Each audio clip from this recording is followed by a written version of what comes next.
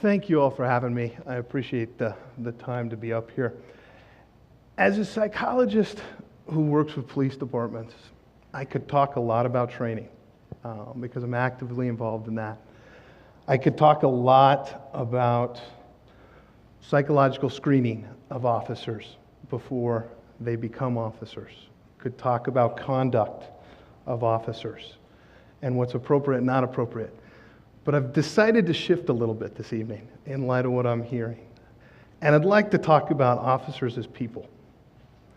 One of the things that I've had the luxury, and in some ways probably the curse of dealing with for the last 15 years, is hearing officers' stories after the fact, after they've had struggles. We as a community tend to view officers in one of two ways. We either see them as superheroes with superpowers, or we see them on the other extreme as the villain who's misusing their power, their authority, those sort of things. I, on the other hand, view them as people, like all of us, who struggle in life, who have difficulties as a result of what they do, who in many ways they have to face what lots of us choose to close our eyes and not view. They also have to deal with situations that many of us choose to run away from. And with that, I want to tell a couple of stories that bring into light some of what the officer deals with during the course of their career.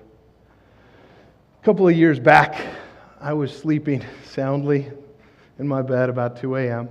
I get a phone call from a sergeant, and the sergeant says, "Hey, Doc, what are you up to?" And me being a little bit of a sarcastic individual said, "Well, up until about 7 seconds ago, I was in the midst of a great dream." And he said, "Oh, sorry to bother you, Doc, but a couple of my young officers had a difficult call this evening, and they're struggling." And I said, "Okay." I said, "Would you like me to come out now, or how about in the morning?" And he goes, "Well, the morning's fine, Doc." And I said, "Okay. Morning is fine, Doc, is code word for a sergeant. Please come out right now, but I don't know how to ask you that." Okay. So I said, "How about I come out in about 15 minutes? He goes, "Oh, that's great. Come on out." Okay. So I show up at the substation, and I sit down with two of these officers, probably 22 years old. Okay.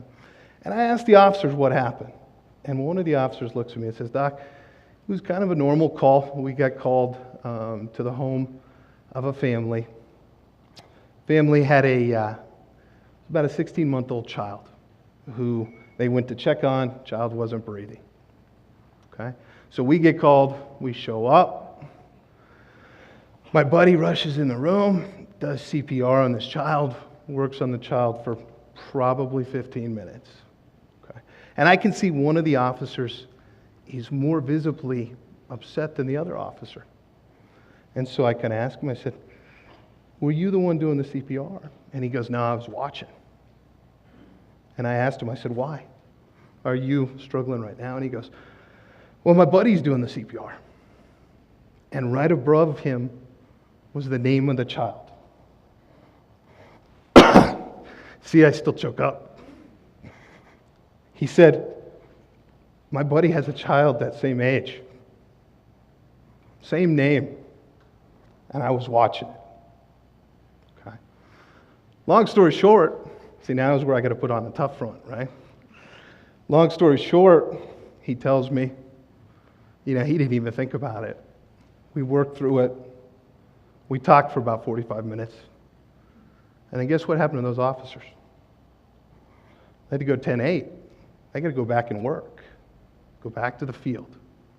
Go back and deal with the next call, the next situation. Okay.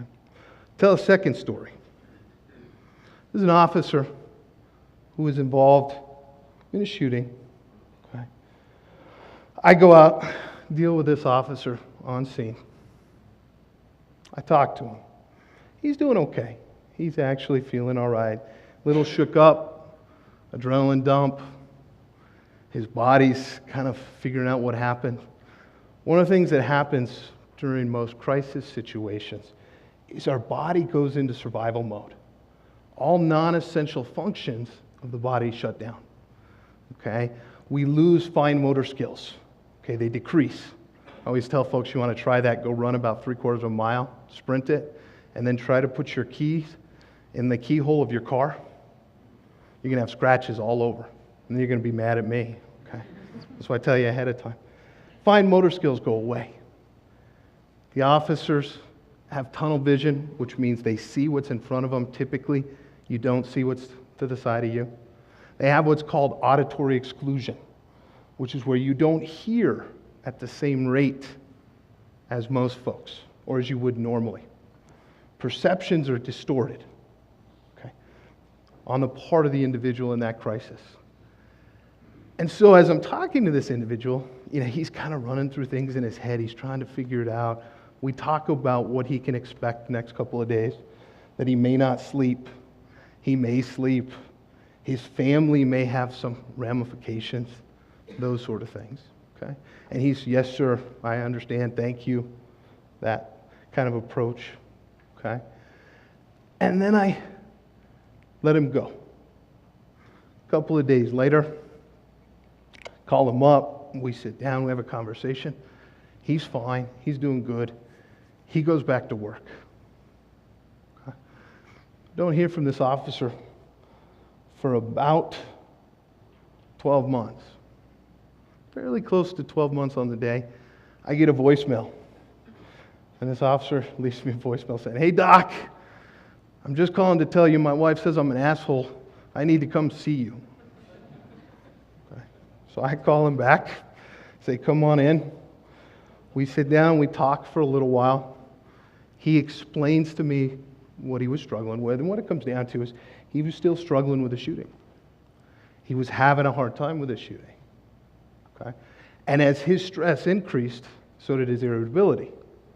As his irritability increased, so did his response to his children and his wife.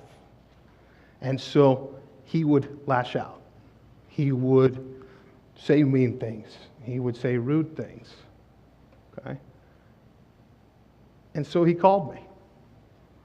We worked on it. Okay? We talked it through.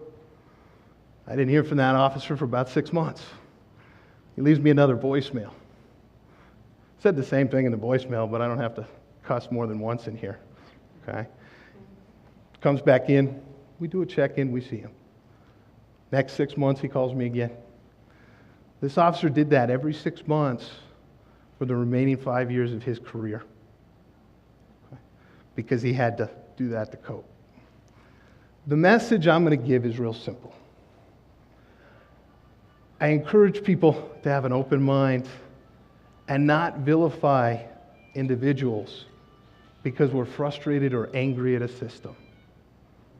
And if we have an open mind, we can have an open dialogue. Thank you for your time.